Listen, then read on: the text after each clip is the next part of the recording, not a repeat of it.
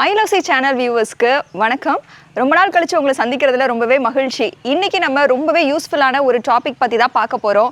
எல்லாருக்குமே ஐ ப்ராப்ளம் அப்படின்றது இப்போ ரொம்பவே ஈஸியாக வர ஆரம்பிச்சிருச்சு.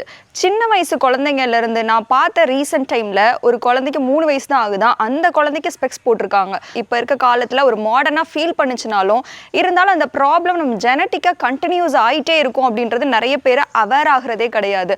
ஸோ இந்த ப்ராப்ளமை நீங்கள் சரி பண்ணணும் அப்படின்னா உங்களோட ஈட்டிங் ஹாபிட்ஸை நீங்கள் சில வழிமுறைகள் மூலமாக சரி பண்ணணும்.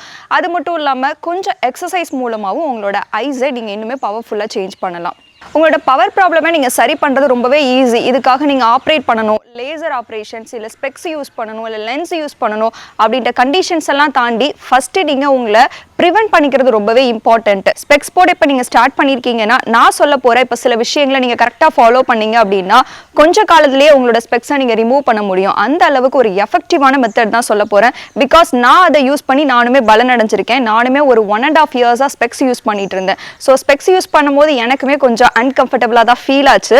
ஸோ இந்த ஸ்பெக்ஸை எப்படியாவது கலட்டணுமே அப்படின்றதுக்காக கொஞ்சம் ஹெல்தியான ஈட்டிங் ஹாபிட்ஸ் மூலமாகவும் சில எக்ஸசைஸ் மூலமாகவும் சில யோகா பயிற்சிகள் மூலமாகவும் நான் சரி பண்ணேன். அதில் உங்களுக்கு ஒரு சில டிப்ஸ் சொல்கிறேன். அது ரொம்பவே யூஸ்ஃபுல்லாக இருக்கும்னு நினைக்கிறேன். அது குழந்தைங்கள்லேருந்து பெரியவங்க வரைக்கும் யார் வேணாலும் ஃபாலோ பண்ணலாம். ரொம்பவே சிம்பிளான டிப்பாக தான் இருக்கும். நீங்கள் நிறைய இடங்களில் பார்த்துருப்பீங்க, நிறைய பேர் ஐ எக்ஸசைஸ்லாம் சொல்லி கொடுக்கறத பார்த்துருப்பீங்க.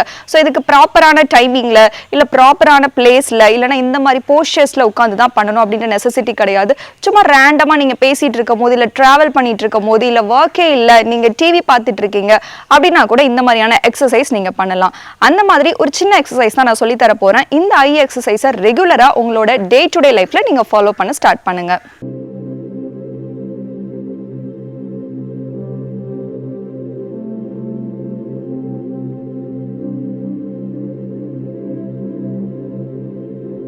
ஸோ ஸ்டார்ட் பண்ணலாமா? என் கூடவே சேர்ந்து நீங்களும் இந்த ஐ எக்ஸசைஸ் நீங்கள் பண்ணீங்க அப்படின்னா சீக்கிரமாகவே உங்களோட பெனிஃபிட் பார்க்கலாம். சரி, நான் டைம் ஆக்காமல் இப்போவே உங்களுக்கு ஈஸியான எக்ஸசைஸை சொல்ல ஸ்டார்ட் பண்ணிடுறேன். ஃபர்ஸ்ட் நீங்கள் என்ன பண்ணணும் அப்படின்னா உங்கள் ஐஸை வந்துட்டு லெஃப்ட் சைடில் ரைட் சைடில் இந்த மாதிரி நீங்கள் டேன் பண்ணணும். இது எத்தனை டைம் பண்ணணும் அப்படின்னா ஒரு 5 to 10 டைம்ஸ் கூட நீங்கள் பண்ணிக்கலாம். So first right and then left.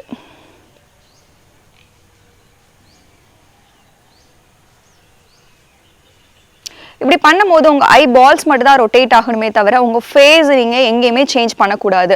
அதே மாதிரி நீங்கள் left side right side turn பண்ண மாதிரி அப் அண்ட் டவுன் நீங்கள் மூவ் பண்ணணும்.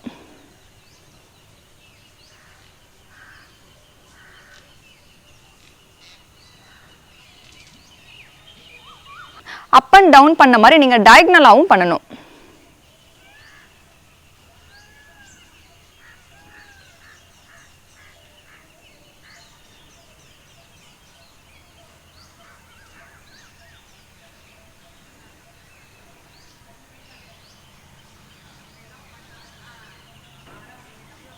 ஸோ இந்த போஸ்டர்ஸ்லாம் முடிச்சதுக்கு அப்புறமா நம்ம ரொட்டேட் பண்ணணும்.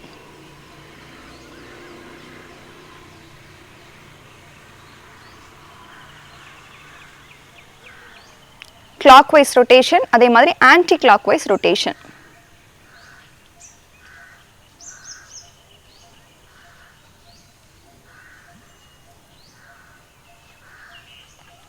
தென் இது பண்ணிட்டீங்கன்னா உங்களோட ஃபிங்கரை இப்படி நோஸ் பாயிண்ட்டுக்கு நேராக கொண்டு வந்துடுங்க. கொண்டு வந்துட்டு first zoom in zoom out.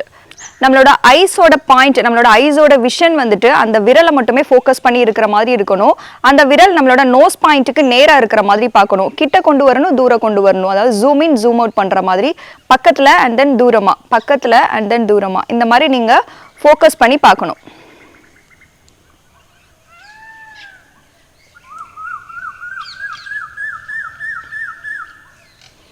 So இது முடிச்சதுக்கு அப்புறமா உங்கள் ஐஸை நல்லா க்ளோஸ் பண்ணிவிடுங்க. நல்லா டைட்டாக க்ளோஸ் பண்ணி அப்புறம் ஓப்பன் பண்ணுங்கள்.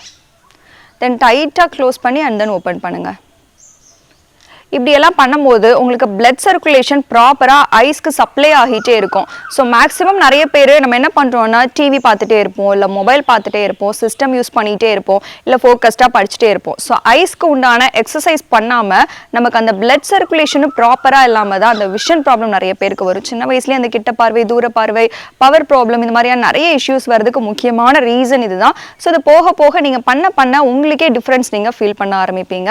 ஸோ இது எப்பப்பெல்லாம் டைம் கிடைக்குதோ அப்போ அப்பப்பெல்லாம் ரேண்டமாக நீங்கள் பண்ண ஆரம்பிங்க. இதுக்கு தான் பண்ணணும், இந்த டைமில் தான் பண்ணணும் அப்படின்னு சொல்லிட்டு எந்த கான்சியஸ்னஸும் இல்லாமல் நீங்கள் சும்மா இருக்கும் போது மேக்ஸிமம் இதை நீங்கள் ட்ரை பண்ணிகிட்டே இருங்க. நிச்சயமாக ஒரு பெட்டர் ரிசல்ட்ஸ் கிடைக்கும். அண்ட் தென் லாஸ்ட்டாக நீங்கள் முடிச்சுட்டு உங்களோட கைக்கு கொஞ்சம் ஹீட்டை நீங்கள் கொடுக்கணும். ஸோ கையை நல்லா இப்படி ரப் பண்ணிக்கோங்க. ரப் பண்ணிவிட்டு இந்த உள்ளங்கையை வந்து 2 கண்ணையும் மறைக்கிற மாதிரி பண்ணணும். இது ஐ ஃபார்மிங் அப்படின்னு சொல்லுவாங்க. இது பண்ணும்போது இன்னுமே நம்மளோட கண்களுக்கு இதமாக இருக்கும்.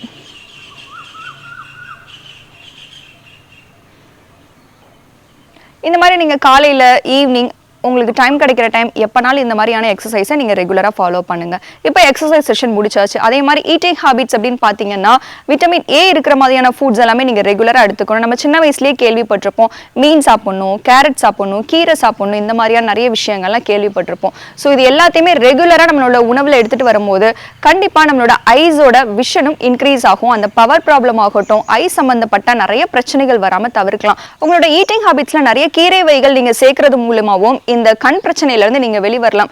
கீரை அப்படின்னா நிறைய கீரைகள் நிறைய மார்க்கெட்ல நமக்கு ஈஸியாவே கிடைக்கும். சில பேர் என்ன சொல்றாங்கன்னா, எனக்கு கீரை கிடைக்கிறது இல்லை, அதனால தான் நான் சாப்பிட்றது இல்லை அப்படின்னு சொல்றாங்க. பச்சை கலர்ல இருக்கக்கூடிய கீரை உணவுகளா நம்ம எதை வேணா எடுத்துக்கலாம், இன்க்ளூடிங் கருவேப்பிலை, கொத்தமல்லி, புதினா, இதெல்லாம் கூட ஒரு கீரை வகை தான். இதெல்லாம் நம்ம சேர்த்துக்கும் போது கூட நம்ம கண்களுக்கு அவ்வளோ குளிர்ச்சி, கண்களுக்கு எந்த அளவுக்கு குளிர்ச்சி இருக்குதோ அந்த அளவுக்கு கண்கள் ஆரோக்கியமா இருக்கும். ஓகேவா? இந்த சம்மர் சீசன் வேற ஸ்டார்ட் ஆயிடுச்சு. இந்த டைம்ல உங்களோட உடம்பை எப்படி குளிர்ச்சியா வச்சுக்கலாம் அப்படின்றத இன்னொரு செக்மெண்ட்ல பார்க்கலாம். ஸோ இது வரைக்கும் வாட்ச் பண்ண எல்லா வியூவர்ஸ்க்கும் நன்றி.